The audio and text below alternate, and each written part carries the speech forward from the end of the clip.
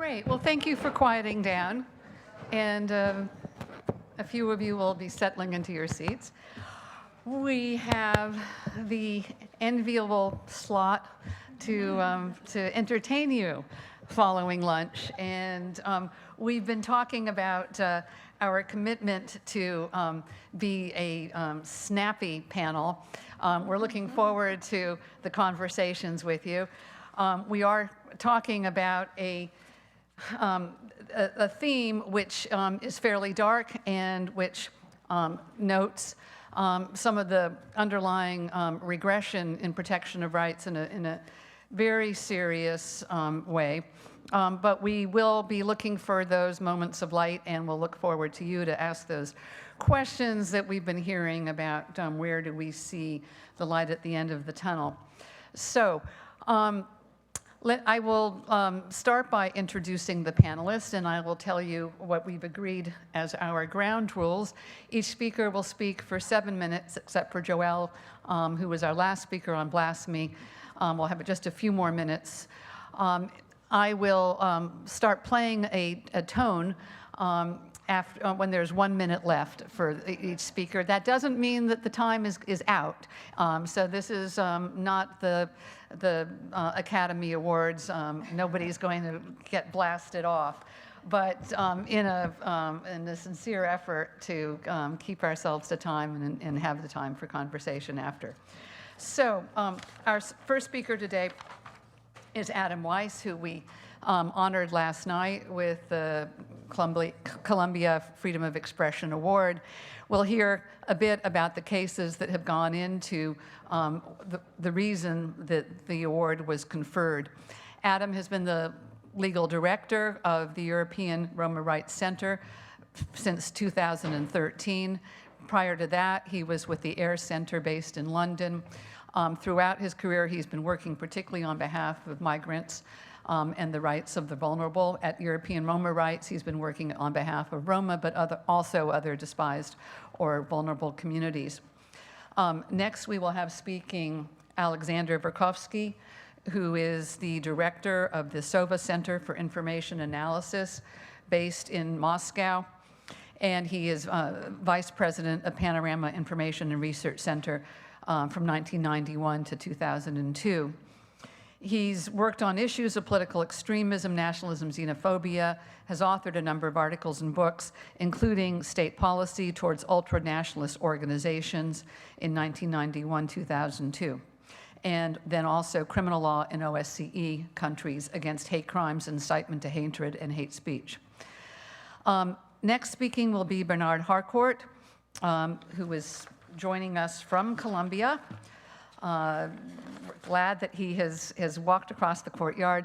Sulzbacher, professor of law, professor of political science, executive director of the Eric Holder Initiative for Civil and Political Rights, and founding director of the Columbia Center for Contemporary Critical Thought. His scholarship intersects social and political theory, and he has authored a number of books. His most recent is called The Counter-Revolution. It will be on display. And it's been creating quite a buzz. We will hear about the theories and tactics that he's exploring in that book. Next to speak will be Faiza Patel. She is the director of the Brennan Center's Liberty and National Security Program. She has led advocacy campaigns on a number of issues, including opposing dragnet surveillance of Muslims and state laws designed to incite fear of Islam. She campaigned for legislation to create the Independent Inspector General for the New York Police Department. She's written a number of articles and books and is a frequent commentator. Following Faiza, we'll have Yasmine Ahmed from the UK, director of Rights Watch UK since April 2014. Before that, she worked for the UK Foreign and Commonwealth Office, for the Australian Attorney General's Department on issues concerning asylees and refugees, at the ICTY, and at the Serious Crimes Unit for Timor-Leste. She has taught public law. She is a solicitor of England and Wales, and also a barrister and solicitor in Australia. And And in the middle, and last of our speakers will be Joelle Fiss, a researcher and analyst based in Geneva with 15 years of experience on human rights and foreign policy. Before working in Geneva, she was based with Human Rights First here in New York and also with the Alliance of Liberals and Democrats at the European Parliament. She focuses on security, conflict, human rights, and identity issues, and most recently been working on freedom of religion and belief and how it's being tested. So we will start with Adam Weiss to hear from the view from Hungary.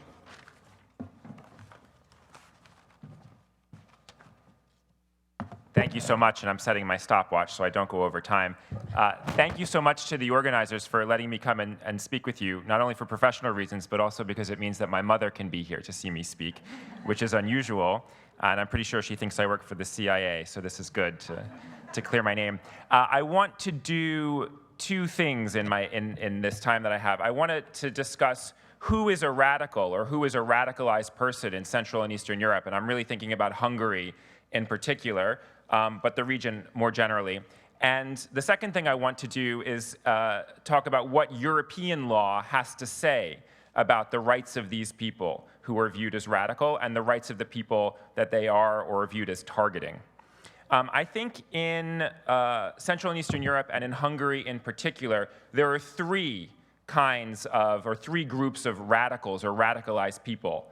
The first is kind of a fantasy group. It's the radical immigrant, the radical Muslim who exists in the mind of politicians who want to close the region to all refugees, to all people who are migrating, to all migrants, which has become a dirty word in Hungarian in particular. I say that this is a fantasy because I don't think that these people exist in Hungary or other countries in the region. But there is one example, one scapegoat, a person named Ahmed H. And if you Google Ahmed H. Hungary right now, you'll get a lot of information about this person who is a Syrian citizen and a recognized refugee in Cyprus who lived for a long time in Cyprus and is currently serving a prison sentence in Hungary for terrorism offenses. It's a grotesque case that will eventually, I think, soon enough make its way to the European Court. But he was essentially imprisoned for holding a bullhorn during a difficult situation at the Hungarian border and calling people to calm down. The second group, I think, is the actual radicals or radicalized people, probably people that we would all agree meet that definition.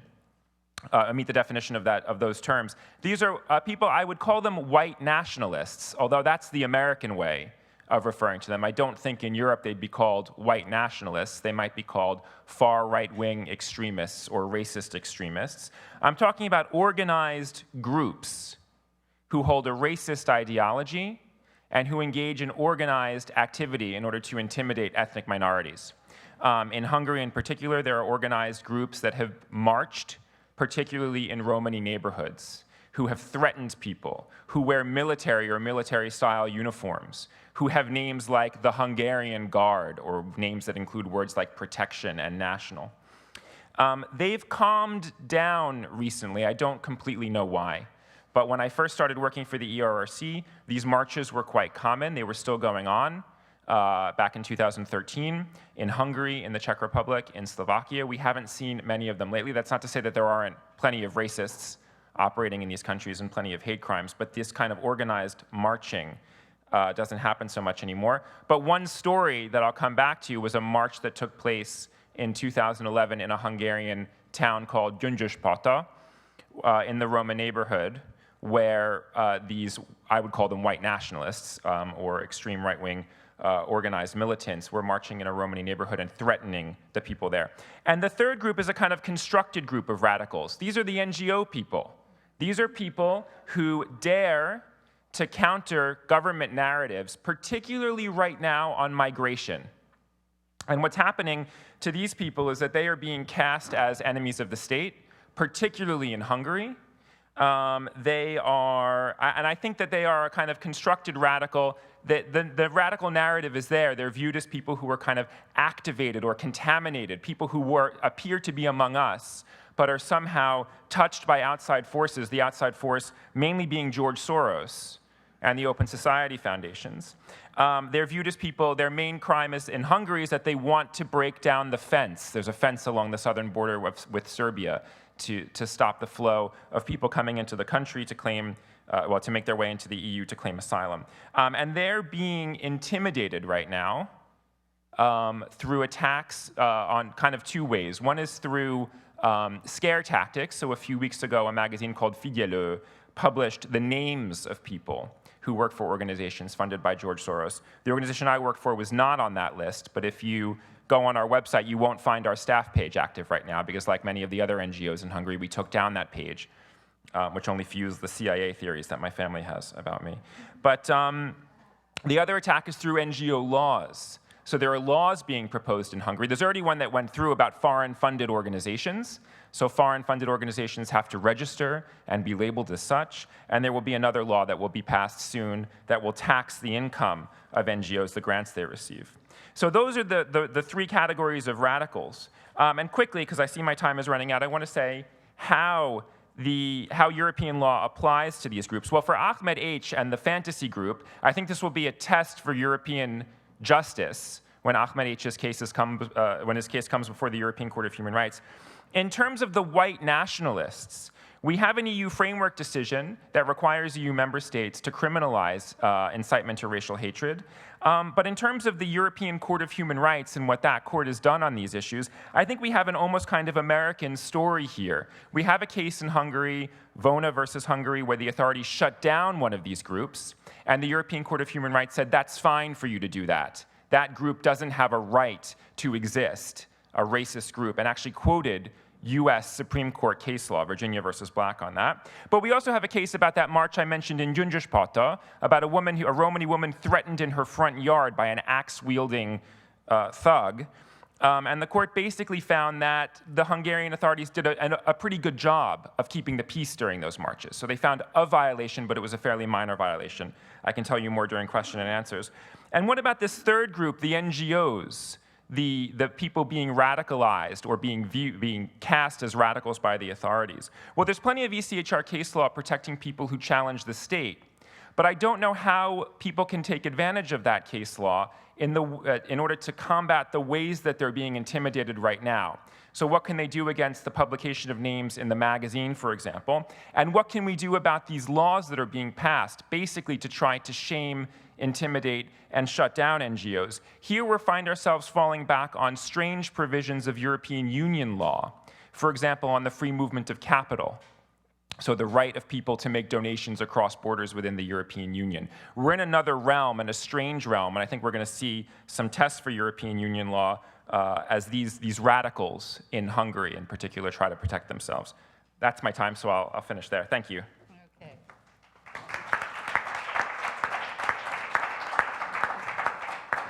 And of course, the point of the short intro statements is that there will be time to delve more into the depths of stories. So next is Alexander, and I think you're welcome to stay at your table there. Tell us about radicalization and what's happening to vulnerable groups in Russia. Thank you. It's easier for me to speak about Russian developments here because it's more or less, we have everything what Hungary has and more. So I will focus on what is more. And it is our very specific anti-extremism legislation and how it affects freedom of expression. The core thing here is the definition of extremism in the law, which is very wide and starts from terrorist activity and down to such things like incitement of social discord or statement of religious superiority. And this vagueness of the definition infiltrates also criminal law. So in addition to traditional article on incitement to hatred, ethnic, racial, and so on, we have very strange articles like abusing religious feelings of believers, which in fact is implemented as an anti-blasphemy law. Of course, such legislation produces clear examples of excessive limitations of freedom of speech. And these cases attract most attention. They are discussed.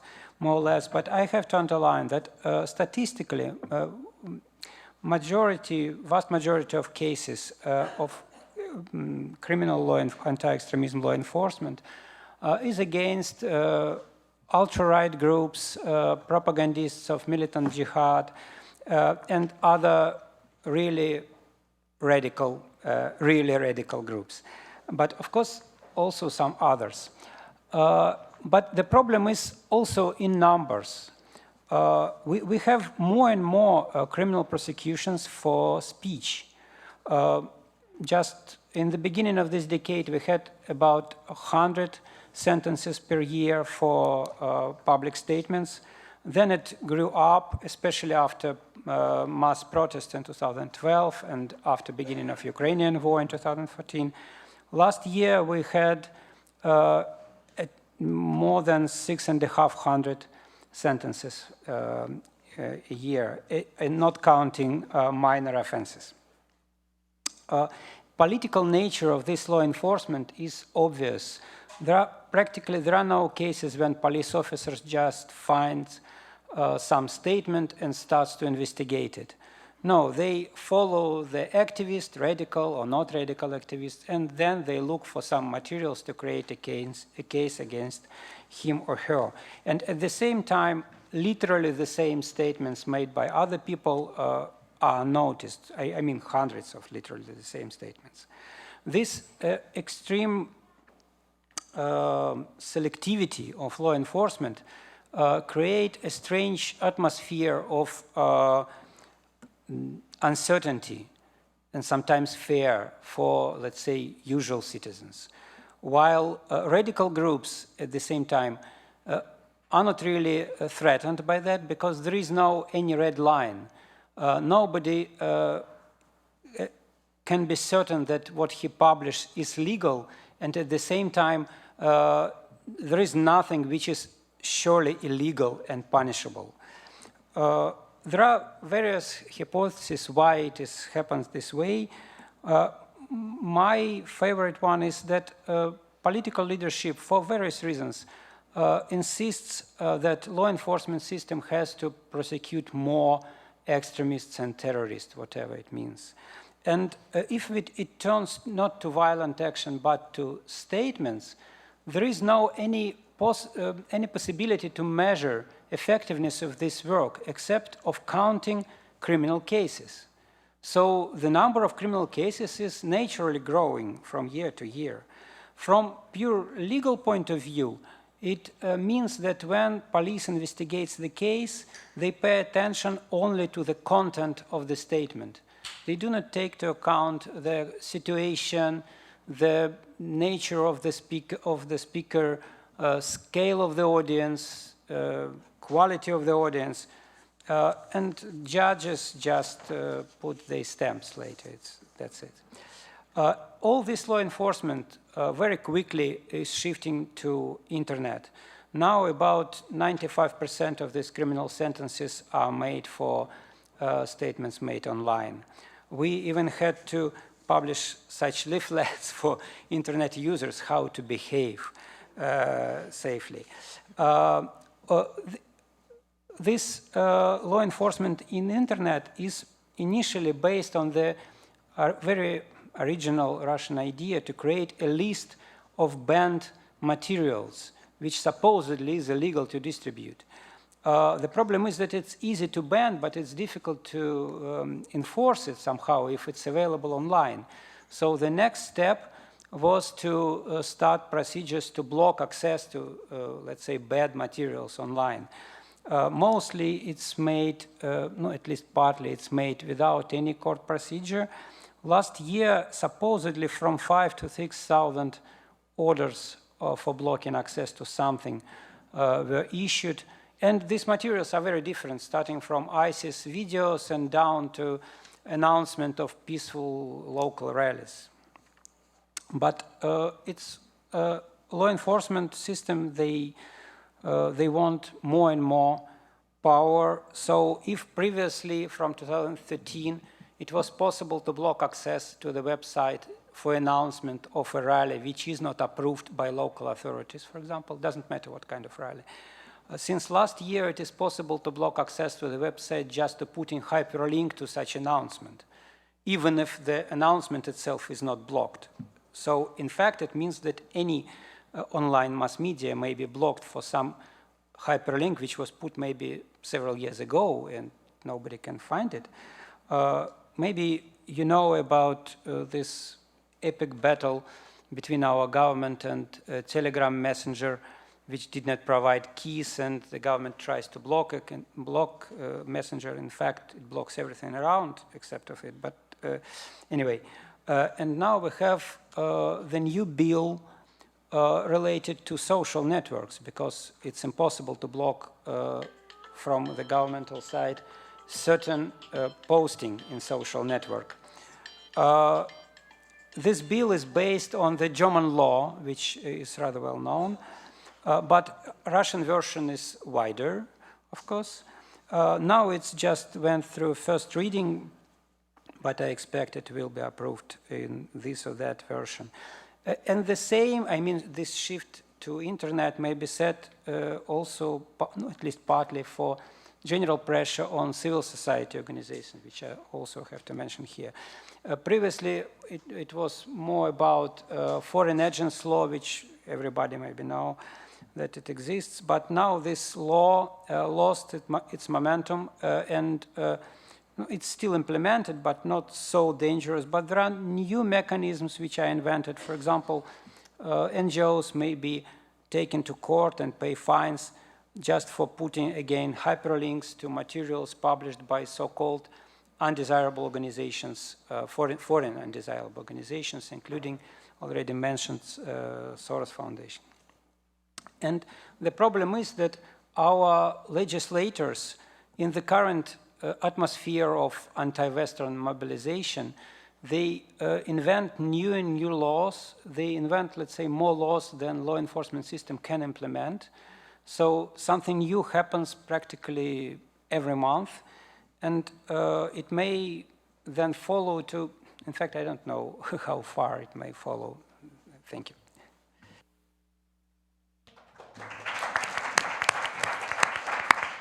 Thank you, Alexander. And actually, Bernard, before you get up, I just wanted to follow up on some of the connections between Hungary and Russia.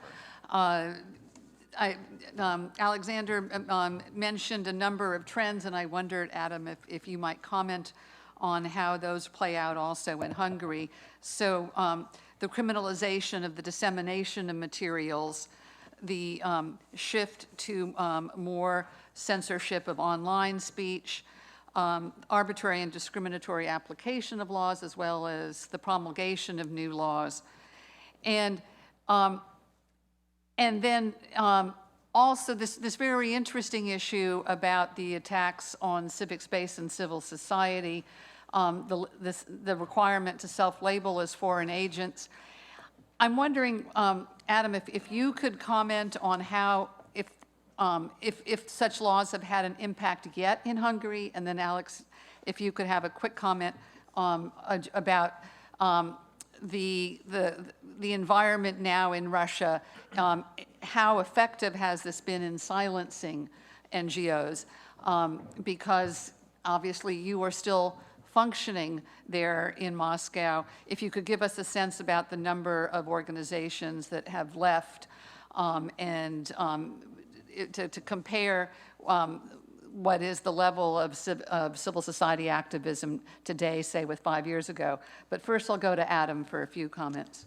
Sure. I think I think there is a parallel with this this fear about the internet and a desire to attack the internet or the use of the internet in order to spread messages that go contrary to what the government wants. There isn't anything that I'm aware that looks to criminalize, but there is an attempt to use civil mechanisms to restrain use of the internet.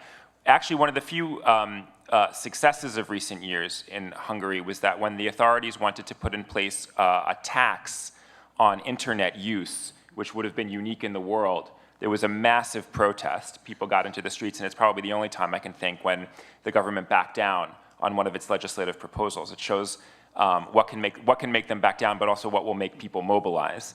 But I didn't get to it, but one of the cases that we were involved in for which we were given that honor last night is a case called Magyarjeti versus Hungary, in which we intervened as a third party. But it's about the use of the civil courts to punish people for linking to material. In that case, it was the applicant in the case is a company that owns a web portal that included a hyperlink to a video of a Romani man comparing racist thugs to Jobbik members, Jobbik being a notorious political party in Hungary. And Jobbik successfully sued for defamation, saying the racist thugs were not Jobbik members. You've defamed us. And the Hungarian courts accepted that argument. And it's now pending in the European Court of Human Rights. So I do think that there is a parallel. It hasn't become quite as weaponized in Hungary as it is in Russia. Perhaps the Hungarian authorities aren't as keen to do something so obviously contrary to basic principles protected under the European Convention on Human Rights, but it's certainly there.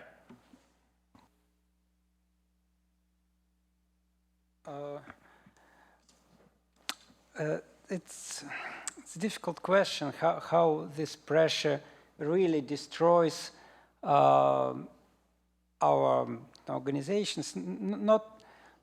I would say not really much, because the pressure is perceived is very tough if to see all this law, if to take them seriously.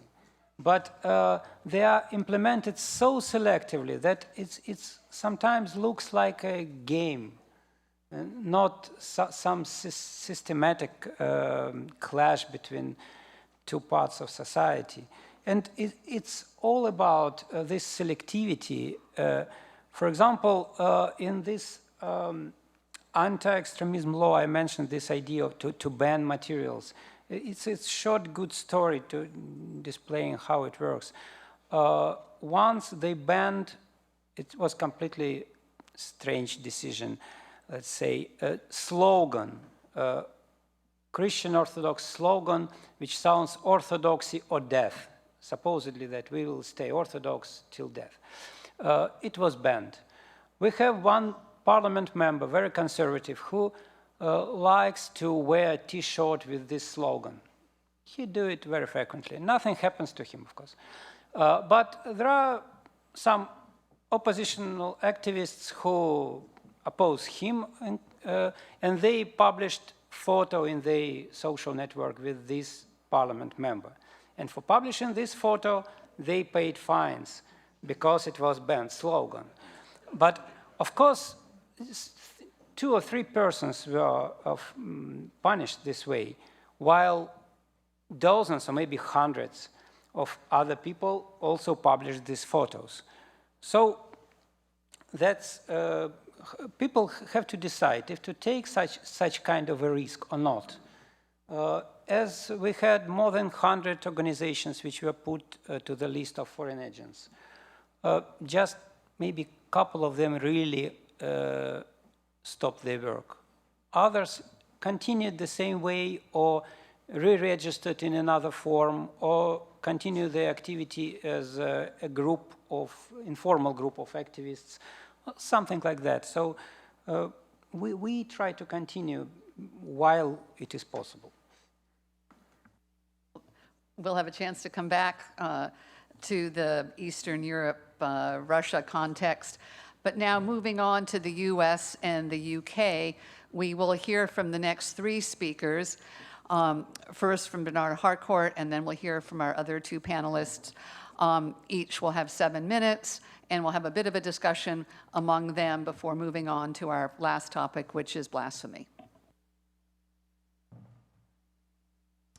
Thank you. And sorry I was rushing up here, but with my 7 minutes, I didn't want to lose any of them. You know, they're very valuable because I want to make 5 points in 7 minutes. It's not going to be easy.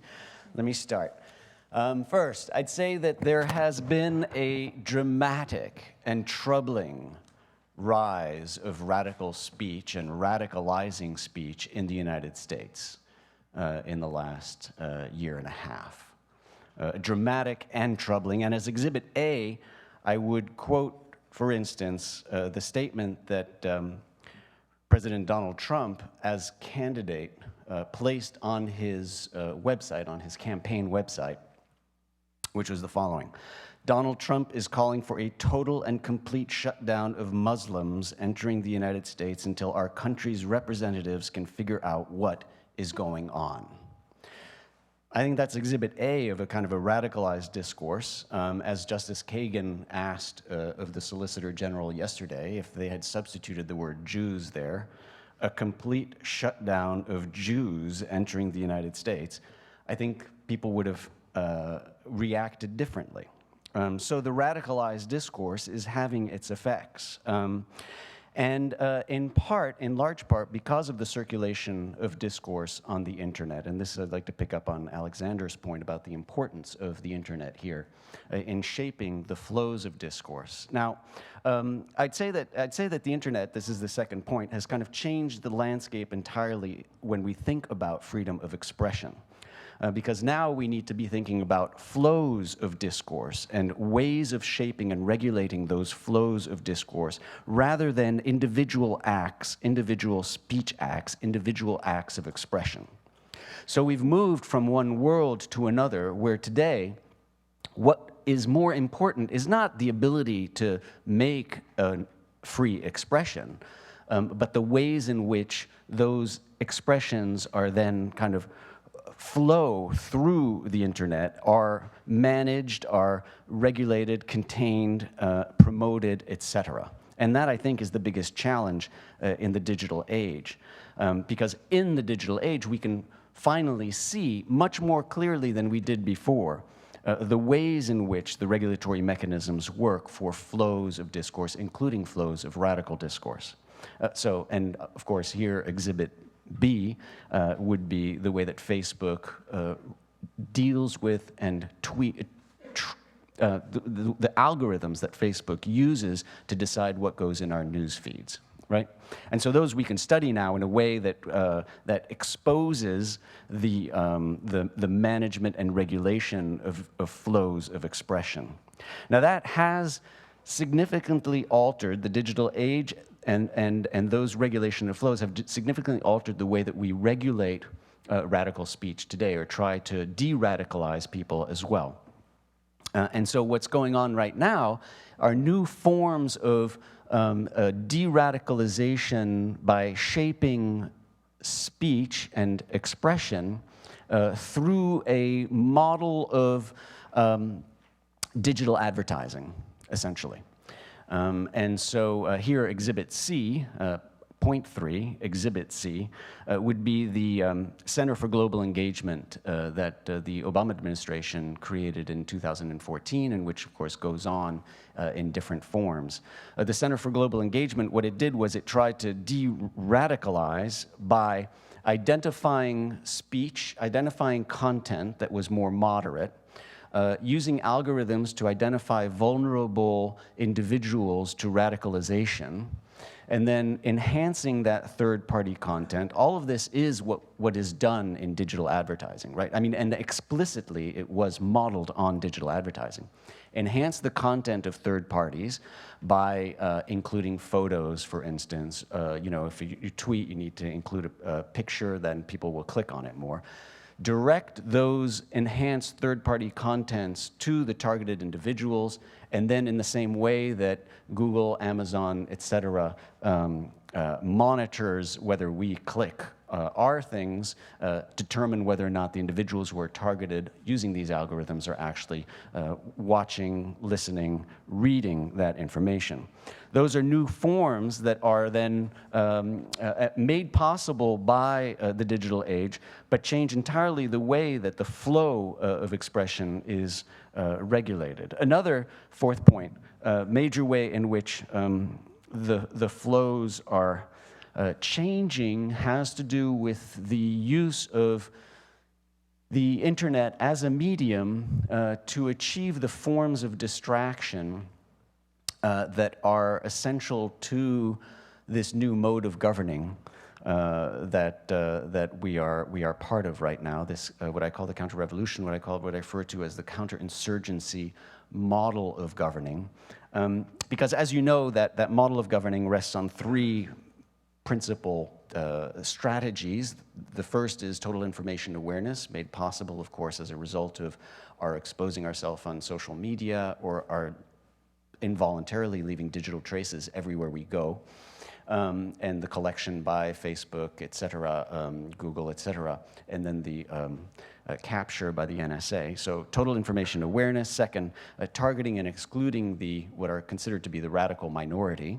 But third, and more importantly, which is the classic strategy of counterinsurgency theory, is to win the hearts and minds of the passive masses, of the general population. And in order to do that, to win those hearts and minds, we increasingly use distraction techniques. And in part, President Trump is, of course, the master at this, at having developed a kind of daily reality TV episode way of governing, a kind of apprentice governing, where every day we're distracted by a new departure, or someone else leaving the White House, some other scandal that then kind of leaves us unable, essentially, to address the real substantive issues that confront us. The fifth and final point, then, is that all of these are feeding into a new way of governing the American people at home, a way that was born abroad,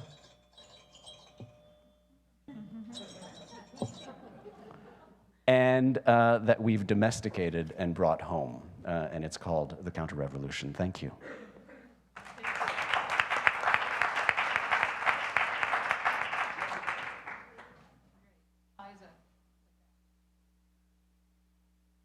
There we go.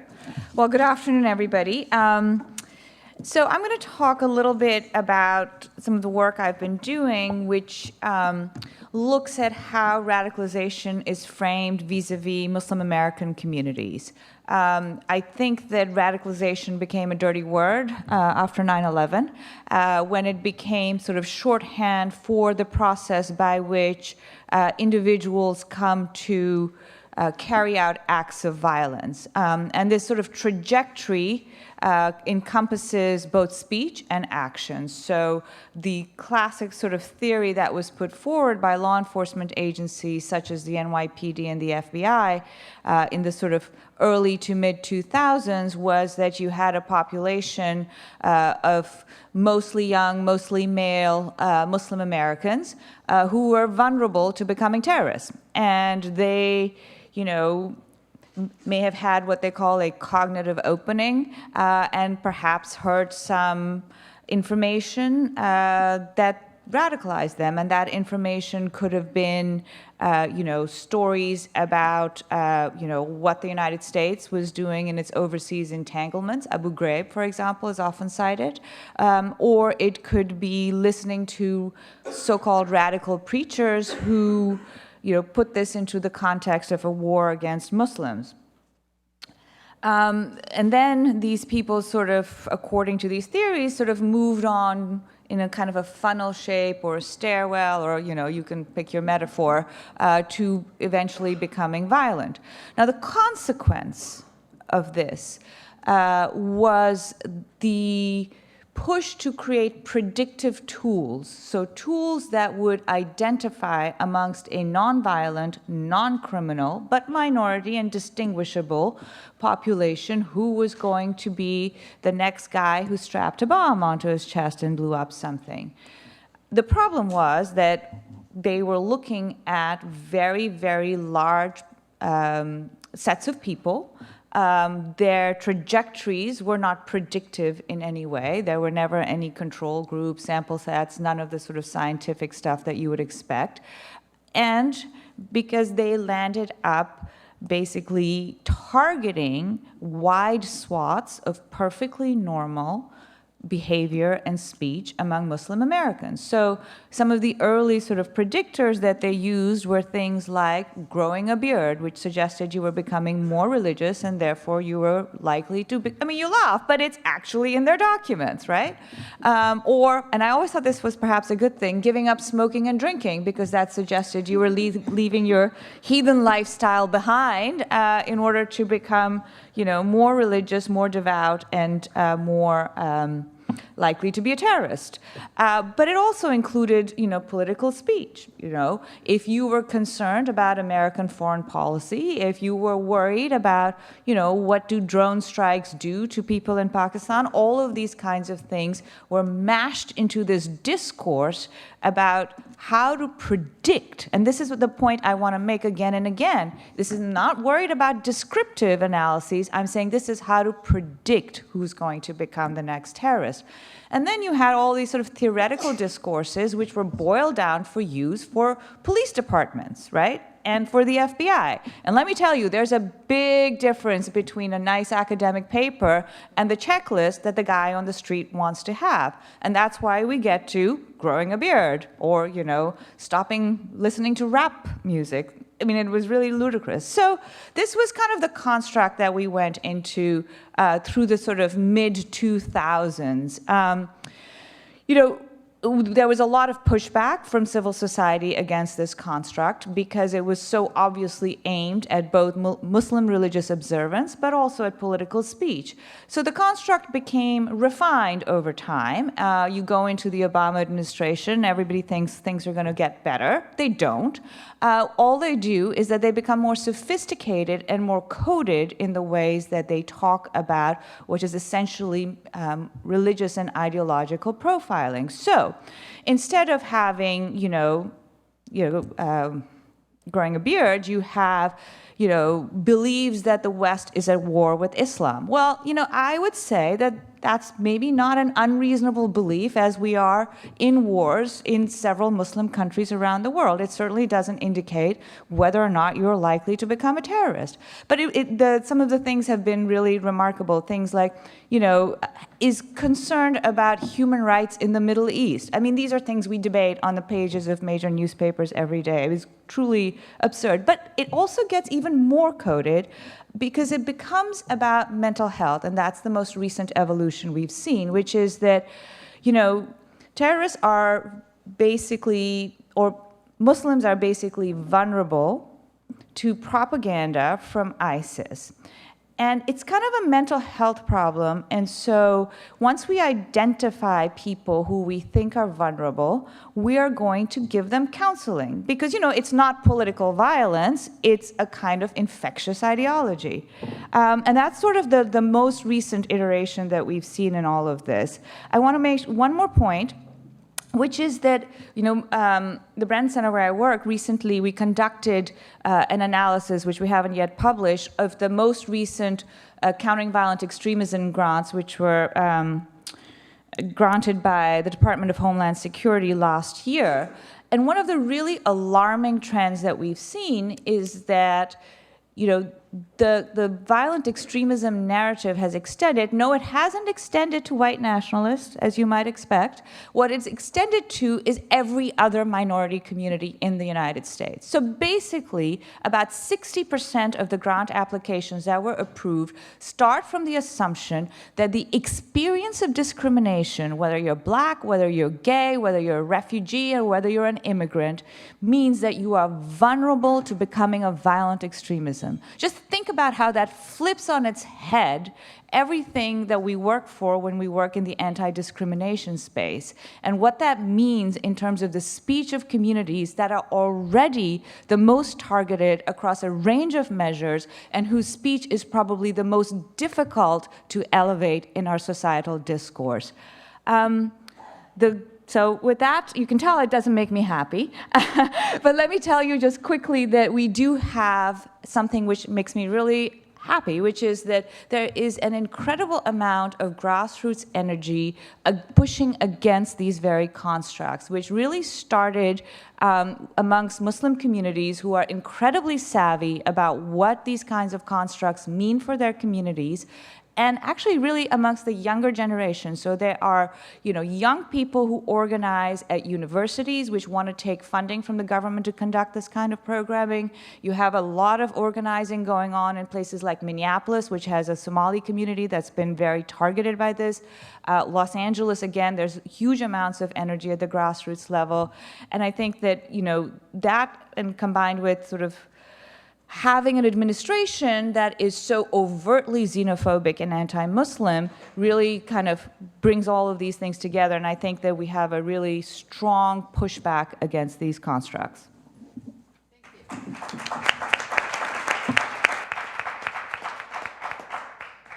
Great.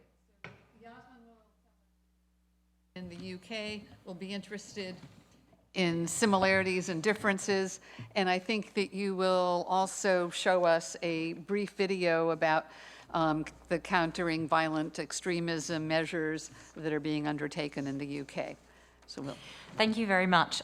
Before I start speaking, I would just like to thank Agnes particularly and to Columbia University who've organised this speech for actually having me here, and particularly for facilitating it. I have a 2.5-month-old baby that many of you will have seen, and it was very much because of the support of Agnes and the university that I'm able to be here today to do this. So thank you for making sure that gender inclusion is a reality.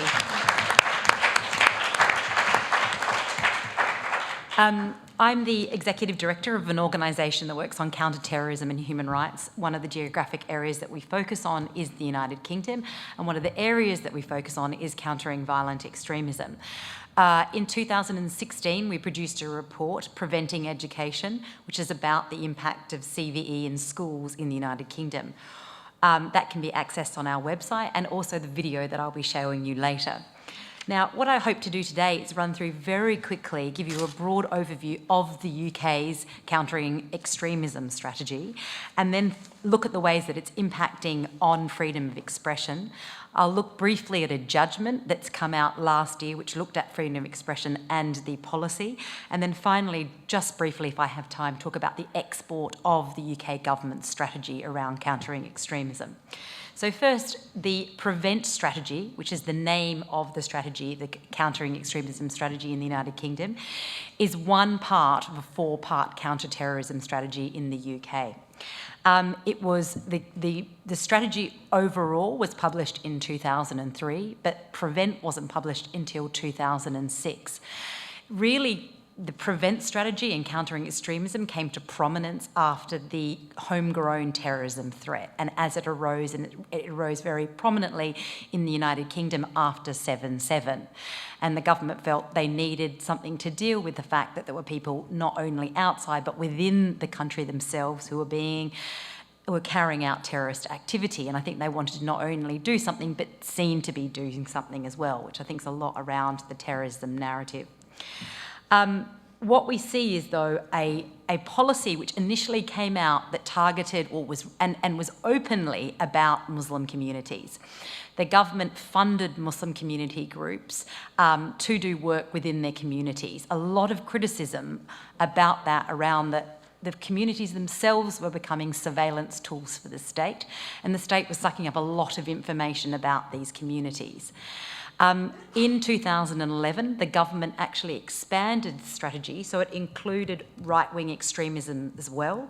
However, it has never applied to Northern Ireland, which is one of the places where there's a lot of extremism by the UK's definition of terrorist activity, which is quite an interesting point. Now, what I think, and picking up what Faiza has said, I think what's really interesting is the UK government, in the UK government strategy and their policy, we're not dealing with countering violent extremism, we're talking about countering extremism. We're talking about persons' ideologies and belief, well before there's any intention of or any complicity in or any carrying out of criminal activity. We're dealing with a pre-crime space. We're dealing with thought police, and that's really important to frame the UK government's policy around this. Now, I think a number of other governments still frame it as countering violent extremism, but in essence, when you look at it, you see that actually what we're dealing with is countering extremist thought, not actual behaviour that will potentially lead to or is in any way connected to violence. And as Faiza quite rightly pointed out, the whole policy